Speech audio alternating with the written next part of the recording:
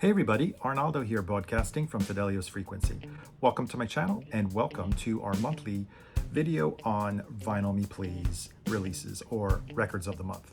As you probably know, I'm subscribed to two of the selections, namely the Essentials category and the Rock selection. And I have a little bit of news for you guys. Starting from, I believe, October, there will no longer be a rock selection as well as a country selection. Vinyl Me Please has been making some changes to their subscriptions. They've had a little bit of turmoil in terms of leadership, and they're realigning some of the releases and streamlining into different categories what they had previously planned for rock may end up in classics or in essentials. But some changes coming up. Not sure if I will switch over to classics, but for sure I will stick with my essentials category. I'd also like to add, I've been making these videos for over a year now, probably like a year and a half. I am in no way sponsored by Vinyl Me Please, and I never brought this up. I pay for my subscription and none of these records are free. So just want to put this out there. It's not a paid promotion. I just enjoy the releases. I support the subscription club and wanted to share my thoughts with you. As I probably mentioned before, the flexibility of the Vinyl Me Please subscription allows you to swap out any records in your subscription for another record of the month or for other records that they may have in their pool of records to swap from, or also they allow you to swap for credit for a future purchase. Well, the month of August actually seemed to be, for me, the perfect opportunity to take advantage of the swap because there were two records that in my subscription I wasn't really too interested in. The first one being in the Essentials category, they were offering DMX, It's Dark and Hell is Hot, not really my thing. So I swapped it out for a previous Classics record of the month from a few months back, and we'll talk about that release in a little bit. But before we move on to talk about the rock selection of the month, I'd like to mention the other titles featured in the month of August. For the Classics track, we have Teo, an album by Teo Macero with the Prestige Jazz Quartet. In the hip hop selection of the month, we have Ghostfaced Killah. The album is called The Big Doe Rehab. And the country selection, this is the second, I believe, for Chalino Sanchez. Pardon my Spanish if I don't get it right. Corridos de los Felix y los Quintero. And now moving on to the rock selection. Although I was somewhat familiar with the music of Taking Back Sunday, my intention was not to keep this selection, not really my thing, not my type of music. But unfortunately, I missed the window, or actually misread the deadline, and was hesitating whether or not I wanted to trade in for store credit or for another title. Long story short, I was sent the selection Taking Back Sunday, Where You Want to Be. Now, let's take a look at the Obi, and basically it tells you that this is the 20th anniversary. It came out in 2004 originally, and obviously digital masters and lacquers are cut by Barry Grint at Ear Mastering. The record jacket, nice job here with the gold foil embossed title. And I have to say that lately, in the last couple of rock selections, Vinyl Me Please has been using just regular cardstock. Still quite heavy cardstock, but not quite the Stoughton tip-on deluxe treatment that all the other releases were getting. And no booklet in this case, no print, so very bare bones except for the nice touch on the album jacket. And let's take a quick look at the vinyl. Nice tan in tan color. So a little bit about Taking Back Sunday and Where You Want to Be. Second album that almost didn't happen. After Tell All Your Friends, which was their debut album on Victory Records, the two of the band members left the band due to almost like a personal dispute and went on to form Stray Light Run, another group, and the remaining two members recruited additional two other members to complete the lineup, self-funded the recording of Where You Want to Be, produced it with Lou Giordano, and ended up giving Victory Records the highest charting album on the label, and it reached number 3 on the Billboard chart, went on to collect or amass a gold record that is 500,000 copies and probably plus since then, and was followed by many more albums. I'm not very familiar with the rest of their career. This was enough for me. Not really my thing. I reconfirmed it even after I listened to it. Pop punk, emo pop, really, I believe there's other bands that do a much better job in the genre. The usual call and response type of song structure and vocals, a bit repetitive in the songwriting. There is one song actually that stood out to me, and I quite enjoyed it because it breaks out from the genre. It's more of like a ballad and acoustic song with really nice string arrangement, and that one is called New American Classic.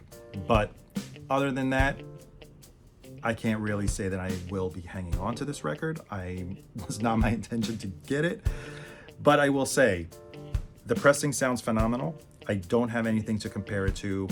The sound is beefy, loads of bass, and I have to say that the pressing is flat, quiet. GZ Media is really stepping up for Vinyl Me Please. I have to say they've had a few records in the past where I was unhappy with, but this one, sadly enough, even though I'm not looking forward to keeping it, well pressed, sounds really good, taking back Sunday where you want to be. So the Essentials selection that I was able instead to swap out for the DMX, I opted for an earlier record of the month in the classics category. I believe it was from June that I hadn't selected at the time, and that selection is Harry Nilsson's A Little Touch of Schmilsson in the Night. Now let's take a look quickly at the Obi, and it tells us that this was cut from the analog tape by Ryan Smith at Sterling Sound, pressed on black vinyl, and there are also listening notes like a booklet by Darren Dutton. And before we get to the booklet, I wanted to show you quickly the record jacket. Really well done. Heavy cardstock, Stoughton tip-on jacket, high gloss cover, faithfully reproducing the inside, all the artwork, all the pictures. The vinyl is a black vinyl, as I mentioned earlier, and it is reproducing the original orange RCA Victor logo.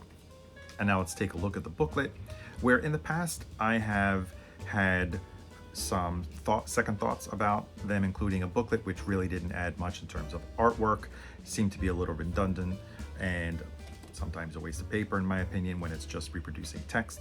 But in this case, actually, they did a very good job. Just like the other release that I mentioned a few months ago, the Pussycats, the booklet here for Harry Nilsson also is very nicely done.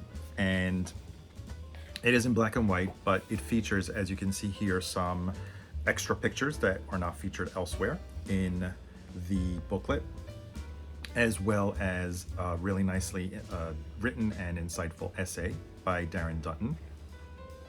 And now let's talk a little bit about A Little Touch of Schmilsson in the Night. Released in 1973, this is Harry Nilsson's 10th album. It was released after two very commercially successful albums, Nilsson Schmilsson and Son of Schmilsson. Not only commercially successful, but also critically acclaimed at the time. And Harry Nilsson decided to do something totally out of the ordinary for a pop musician of that time. Let's just say that this started the whole trend and the whole idea that afterwards followed of a pop musician tackling the American songbook or standards with an orchestra. And that's exactly what this is. Richard Perry, who produced the previous two albums, was not very fond of the idea of this next project that Harry Nilsson wanted to tackle and declined to produce the album. Instead, Harry Nilsson reached out to his friend and publicist, also prior publicist of the Beatles, Derek Taylor, who was very fond of this idea, of this concept of doing a standards album, and together they recruited Gordon Jenkins, a very famous producer, or more so a conductor and arranger, orchestral arranger from the Frank Sinatra era, and convinced him to produce the sessions for this album. They booked time in London for about 9 days, and with a live orchestra, Harry Nilsson sung all of these songs. Mostly, these are first takes, but the whole idea was to sing together, surrounded by the orchestra. And it gives you almost that live feel. And as a matter of fact, shortly after, about a week or so after, they reproduced the same show live for a broadcast on the BBC. I said earlier that all of the songs were recorded, at least the vocals for all the songs were recorded live with the orchestra, but there is one overdub that Harry Nilsson felt he needed to do because he thought he could sing it better, felt a little intimidated in belting out a note in the live setting with the orchestra for fear of not being able to hit it right at the first take. So when they went into the studio to, I believe, remix or mix it, he decided to do an overdub, and that is specifically on the song This Is All I Ask. He re-sings a portion of it, and specifically towards the end, the word sing is actually re-sung, and it sounds beautiful. The recording studio was booked for 9 days in London. They banged out this album in 5. It worked so well, and the remaining 5 days that were already booked and paid for, Gordon Jenkins and Harry Nilsson decided to tackle 6 more songs to be released subsequently in a future EP, which didn't see the light of day until the 80s, along with 4 alternate takes of other tracks. And that album is called A Touch More Schmilsson in the Night. I don't have anything to compare it to. I don't have an original to compare it to, but from reviews that I read online, this version is superior in terms of the presentation of the orchestra, which sounds lush and really accentuates the voice of Harry Nilsson. I can say from what I hear, without hearing any other previous version, that it does sound beautiful. So I can highly recommend it. Great album if you love standards, if you love Harry Nilsson's voice, probably you'll enjoy this.